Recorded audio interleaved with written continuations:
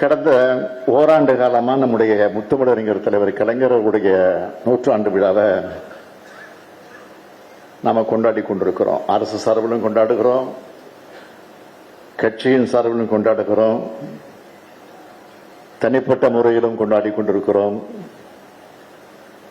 தமிழ்நாட்டில் மட்டுமல்ல, பல்வேறு இந்தியாவில் இருக்கக்கூடிய பல்வேறு மாநிலங்களில், வெளிநாடுகளில்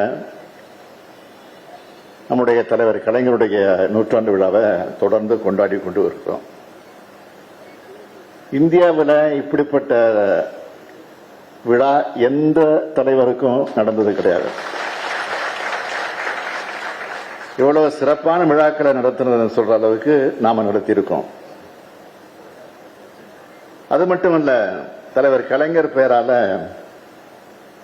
கிண்டியில உயர் சிறப்பு மருத்துவமனை, மதுரையில் பிரம்மாண்ட நூலகம், கிளாம்பாக்கத்தில் அனைத்து வசதிகளும் கொண்ட பேருந்து முனையம் போன்ற எத்தனையோ பயனுள்ள அமைப்புகளை தலைவர் கலைஞர் பெயரால ஏற்படுத்தியிருக்கோம். தம்பி உதயநிதி சொன்னது மாதிரி 1,15,00,000 மகளிர் மாதந்தோறும் 1000 ரூபாய் பெறக்கூடிய அளவிற்கு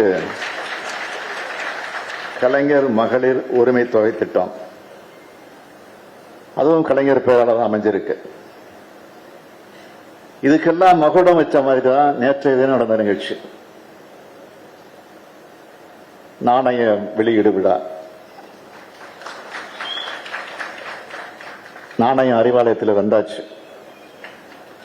யார் வேணாலும் எப்போ வேணாலும் போய்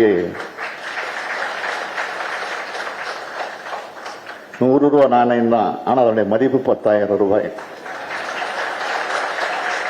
மதிப்பே கிடையாது. யார் வேண்டுமானாலும் சென்று 10,000 கொடுத்து அறிவாலயத்தில் அதை பெற்றுக் கொள்ளலாம். ஏன்னா காந்தி அவர்கள் நேற்று முழுந்தின மாவட்ட செயலர் கூட்டத்தில் நான் 1 லட்சம் ரூபா தரேன்னு சொன்னார். அவர் என்ன 1 லட்சம், நான் 10 லட்சம் கூட கொடுத்து வாங்குவார்.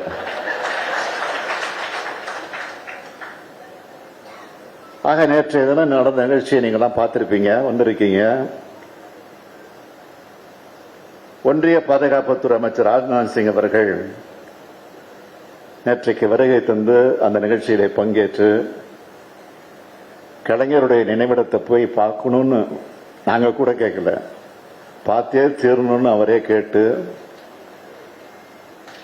முழுமையாக அத்தனையும் பார்த்துட்டு இது மாதிரி நான் எங்கேயும் பார்த்ததே இல்லை என்று பாராட்டிட்டு போனார். அதற்கு பிறகு நிகழ்ச்சிக்கு வந்து அவர் வந்தவுடனே ஒரு பெரிய அதிர்ச்சியை எங்களுக்கெல்லாம் கொடுத்தார். இந்த அரங்கத்தில் இருக்கக்கூடிய அத்தனை பேரும் எழுந்து நின்று கலைஞருக்கு மரியாதை செலுத்துங்கன்னு சொன்ன அந்த காட்சியை இன்னைக்கும் என்னால் மறக்க முடியல. நேற்று இரவு முழுவதும் எப்போதுமே எனக்கு எப்போ இரவுல சோகம் தான் தூக்கம் வராது, மகிழ்ச்சியில் எனக்கு தூக்கம் வரல.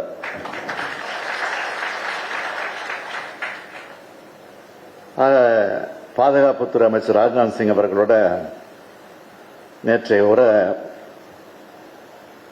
உள்ளபடியே கூட்டணி கட்சி தலைவர்கள் பேசினா என்ன பேசுவாங்களோ அதை விட அதிகமா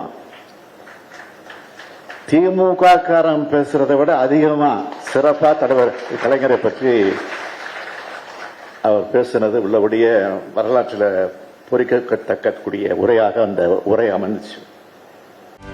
செய்திகளை உடனுக்குடனும் துல்லியமாகவும் தெரிந்து கொள்ள சப்ஸ்கிரைப் பண்ணுங்க.